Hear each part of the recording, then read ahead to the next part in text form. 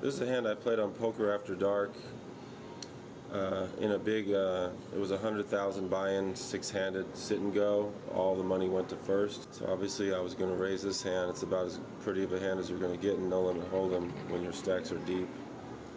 So now it was re-raised by Tom Dwan. Here in the Insta Poker analysis, we have him labeled as a loose aggressive player. Most active player at the table, plays a lot of hands and raises and bluffs often. I would describe him as a creative player. Anyways, it's always tough to play a hand out of position against a tricky player. So now there's 1,400 in the pot. Against a loose aggressive player or just a tricky aggressive player, a lot of times they're going to re-raise you, with a non-premium hand. So had I shoved all in before the flop here, that was something to consider. I can put in 9,700 to take that 1,400, and even if I get called by an ace-king, I'm not even $1.50 underdog. If any hand except a big pair that calls me, I'm not in bad shape. So that's a play to consider. That would be a reasonable play to make at this point. Folding, actually, in this situation, I think anything would be reasonable, just depending. If you're not feeling good, if you don't have a read on the player, or if you're just not sure how you want to play the hand against somebody out of position, it's plenty okay to fold this hand. I felt like I wanted to play the hand out of position for only $650 more to try to get his 10,000.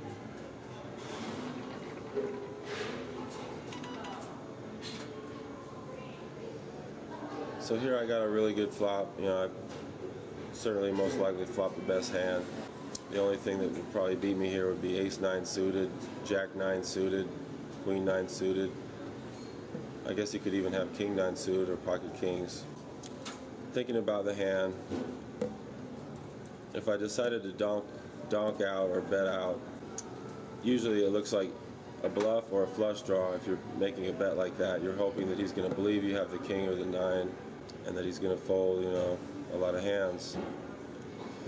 So if I bet out 2,000, even if I have a flush draw, I'm pretty much committing myself to the hand. So the only reason I was bet out would be to induce him into shoving in on me or making a raise. Making a raise with nothing or a weak hand, hoping to blast me out of my flush draw. So I'd probably bet out like 1,500 or 1,600 if I was going to try that play. But I decided to check. Most likely he's gonna bet this flop. So we want to get more money in there, but he checked. So a lot of times when you're in a heads-up pot with a good player, if they check the flop, they have something. So at this point, I figured he had a king or a showdown hand, ace-jack, 2 8s.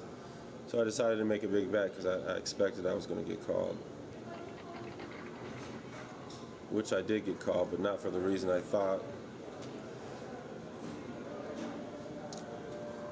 So here, I ended up betting 4,500, but in retrospect, I think I would have just moved in. It just looks a little strong, I think, betting that amount. Betting all in looks weaker, like I want to blast him off of his ace-jack or his 2 8s. Make it tougher for him to call with a weaker showdown hand. So I actually don't like my play that I made now that I think about it.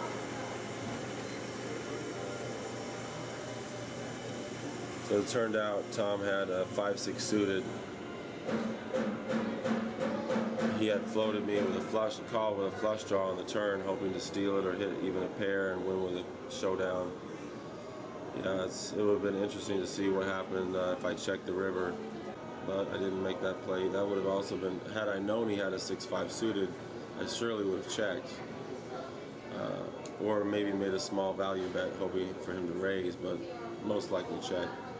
So I didn't have any read on Tom that he was floating me like he was.